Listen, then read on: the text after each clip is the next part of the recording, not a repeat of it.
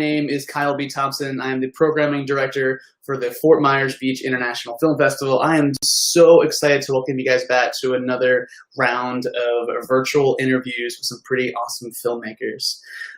Super excited to bring on Jared Crowelle. I hope I'm saying that right, man. Has a really beautiful film that he shot in Ireland called Troubled Times. It's streaming September 25th at 7 p.m. So yeah, I'm excited to bring him on. Let's bring him in. Yo! Hello, how's it going? How are you? I'm doing this good. Let me go ahead and say it's actually when you take a shower, what do you dry off with?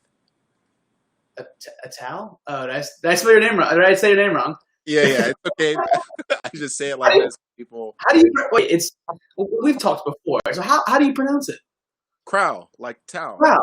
Oh, okay. I don't know why I was like reading it as Crowell or something, but yeah, it happened. But it's like I'm not entirely sure. My bad. Well, Jared, tell us a little bit about yourself, man. You have an absolute beautiful film. We have met a number of times in passing. But for those who are watching, tell us a little about yourself. How did you get into filmmaking? Maybe tell us a little bit about your film. Give us some backstory, man.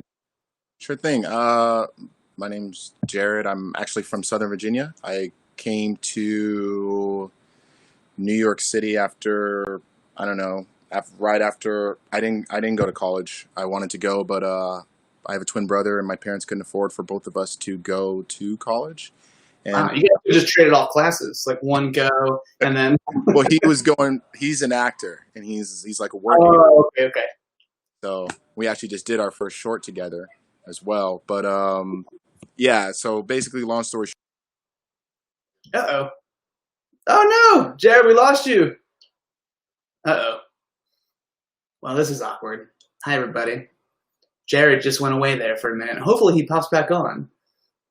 But while we're waiting, let's give a quick preview of Jared's short film called Troubled Times, which is playing September 25th at 7 p.m. Really think of me? It's because I'm British.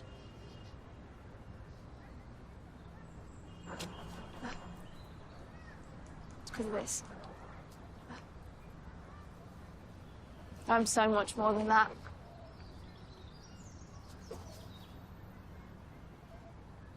Wait, stop. Look, I'm sorry, okay? Hey, welcome back. Sorry. We played your clip because I was like, I don't know what to do. I'm scared. Yeah, no, it's quite all right. Yeah, I'll finish off. Yeah, so I moved to New York. I literally picked up everything. I knew no one. I had no friends here. I had no connections. And I worked my way up from the ground up to start learning how to write and direct. Literally, I started sneaking onto film sets and asking if I could work. And then I got hired as a production assistant. And then I just kept sneaking onto other film sets, doing the exact same thing until people started hiring me more. And then I just went up. I was either the annoying crew member in my mind, but other people said that they thought I was great because I genuinely was like interested and wanted to learn as much as I could. So basically everything that I've learned about filmmaking has been literally on set, wow. On these TV shows or on these movies. My first movie that I ever worked on was The Dark Knight Rises. That's awesome, man. What a crazy experience that must have been. And then basically I got to meet with a company owned by an infamous person, and for a screenplay that I wrote.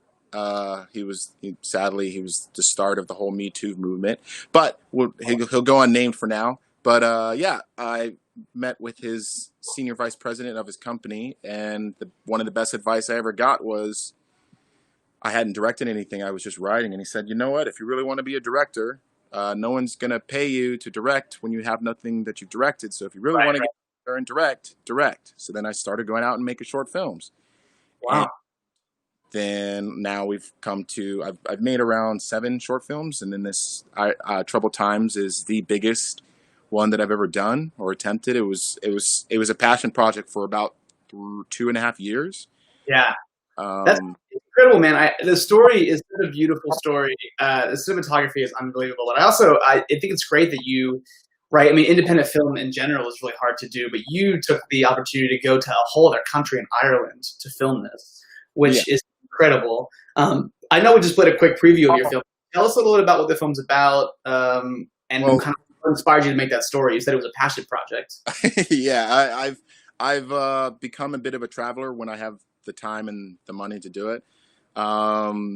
And the first country that I ever visited was Ireland, and I immediately fell in love. I don't know, maybe it was because it was the first place, or because the lifestyle of there and what the people are like. I don't know, something about that place just really drew me in, that I wanted to. After the third time that I went there, I made it a habit. I was like, okay, you know what? If I'm going to keep going back to Europe or wherever I'm going, I got to start in Ireland, and I'll figure out how I'm going to get to the next place. But when I was in Ireland, I really fell in love with the culture, and I started wanting to do research about the history. And I mean, I was like, let me just learn more about Ireland. And then I was like, you know what? The third time that I went there, I said, you know what? I would love to do a short film here. And I started doing research, and then I'm a big romantic guy, so I was like, I want to write something that has a love story at the center of it, but deals with the history of the time. It takes place in 1982, and the story is about an Irish Catholic boy who is spending the day with a visiting English Protestant girl. And I could not be prouder of the work that was the actors that came on board. The lead actor, his name is Ferdia Pilo Walsh. How did you find them? I mean, how did you find these actors? Because you didn't know anybody out in Ireland, correct? No. How did you find these two actors? Because both your lead actors are incredible. The chemistry there it's spot on. So how did you find them? Well, the lead actor I was a fan of. He was the lead in a Weinstein Company movie. That was the company that I was speaking about earlier. He was the lead in a movie called Sing Street when he was 14, 15 years old. And I fell in love with the movie, and I always thought this kid was really good. It's funny, though, if you watch that movie and then you would watch the short, he's kind of like a geeky-looking kid in that movie. He's now 19. He looks like he looks like a different person. It's just funny. Like if you want to call it a glam up or whatever. But and then I worked with a casting. I worked with these casting directors by the name of Ali Coffee Casting. Okay. And we set a whole day aside to start doing casting sessions for the other characters. And the lead actress, she came in. She was the second person we auditioned that day, and she just blew me away. I don't know. She just had everything that I was looking for and more that I didn't even know that I was. You know, and putting the two of them in the same room, they really just hit it off. I mean, it was just one of those things that just isn't planned. But I knew I did enough research into knowing exactly what I wanted from both actors and both characters. Personally, I mean, there's a lot of people that will either walk away really loving him or really loving her. And I love it when I find people that are like, that love her and she's secondary, you know. I mean, both were incredible. Like, I mean, I think the chemistry you saw on during rehearsals and auditions, it absolutely shows on screen, man. Because it's a beautiful film. They also, sorry, real quick. They asked me. They said, they asked me not to do over rehearsals. This is the first short that I've ever worked on, that I've ever done, where I did not thoroughly prepare with them. I trusted these two. Like, did some rehearsals, very light. Yeah. We workshopped what it was going to go for. They knew their lines, and then we worked through it, and then I gave them script updates. We didn't rehearse the dance at all. There's a dance scene in this movie. That's my favorite scene, by the way. I love that scene. It's so good. Mine's my train station scene. But what was the question you were going to say? So how much preparation went into? I mean, did you go over there before and do prep and then fly back, or would you just go over there and live there for a couple weeks? I mean, it's a pretty big undertaking for any independent filmmaker to go to a different country and film. I'm just curious what that process looks like. So I mean, I'll be honest. It was a miracle that this got. I had some really good help at the end, but the only person that went over there was me. The only person that was dealing with all the financing was had no secondary producer there in Ireland with me. So all the emails, all the planning, all the details, Yeah. coming through me. I went there with a month and a half to set everything up. But basically a year and a half before, I went over to Ireland and I was writing the story and then did all the research and then I left. When I finally came back was when I had the financing I needed, but I gave myself a month and a half to put everything together. I could only be in Ireland for 3 months anyway. Like a visa standpoint? Visa, yeah. So, and since it was an American production, as in the financing came from America, I wasn't being paid by Ireland, so therefore I wasn't getting a working visa. Right. So I could only be in there for 3 months. But I went over, giving myself this time, and it probably wasn't enough, but it worked out enough. I mean, it was it was a whirlwind. I mean, there was so much really to do.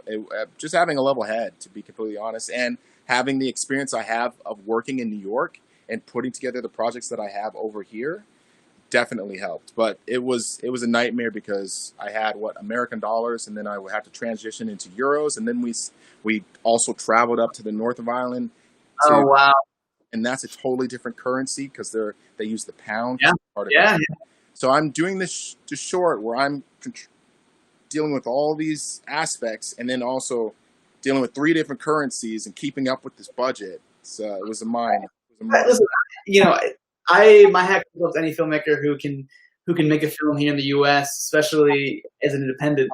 So for you to do that in a whole other country, I love Ireland. We've talked about Ireland many times. And for those who are watching, I've known Jared not super long. We've hung out maybe once at a festival, but we've talked about Ireland many times and how just amazing that country is, and it's just I would love to shoot a film there. So I'm jealous that you did that.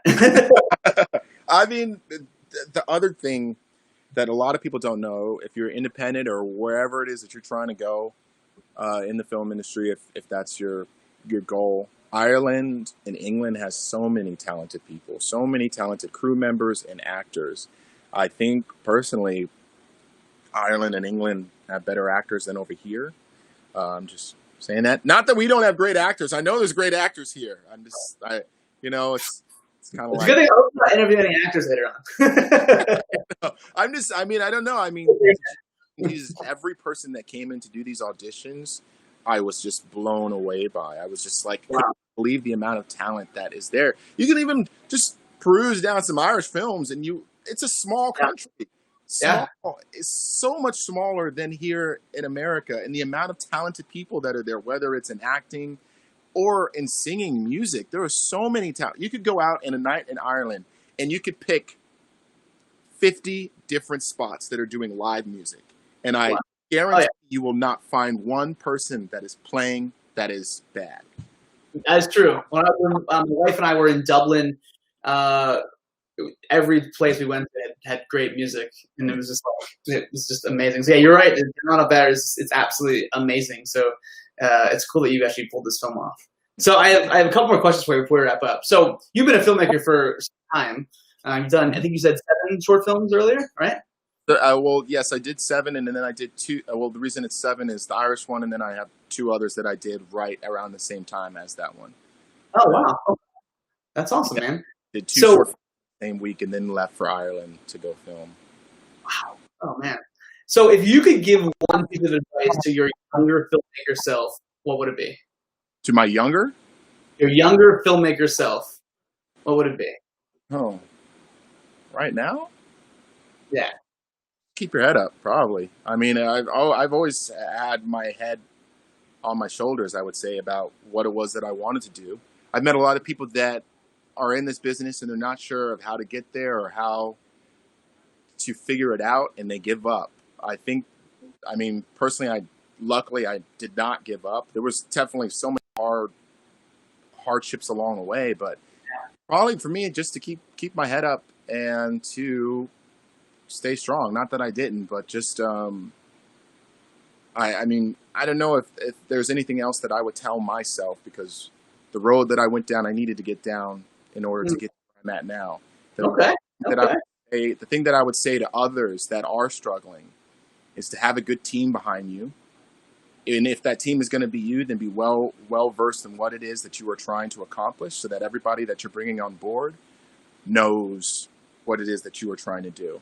Yeah. The second thing is, just know what it is that you are trying to accomplish in the script, in the directing. Just know what it is that you're trying to get across. The other things can fall into place, but if you don't know, other people aren't going to know. And you have money when people are just trying to figure it out. Not saying that there aren't things that are going to be need to found out when you're there filming. There's always, problems that always pop up, as any filmmaker will know. Stay strong. This is a hard business, and who knows where it's going to go now COVID's here, But film is an art form, and it will always be around. Yeah, creativity will always find a way to come above, pandemic or not. So that's fantastic advice. So what's next, man? Like, do you have any other? Obviously, you have 2 other short films. Have they come out? Can people see them? One is currently on Amazon, Amazon Prime. It's called Lost Time. I don't remember. Watch that. You tell me this. Awesome, dude. Let's just say it's not as good as this one, but okay. What's the? Never is. No. I'm proud of every film that I make. Just in hindsight, I probably could have worked more on the script in that one. That's all. Hey, I think every film's a learning opportunity, and I think you hit it best. It's like you're here where you are today with this awesome film called Troubled Times, right? Because of everything you've done in the past. It's all about timing. Mm-hmm. So it brought you right here. So maybe that script, was better or worse. Maybe it wouldn't have brought you to be so proud of this film that you have right now, man. So it's awesome.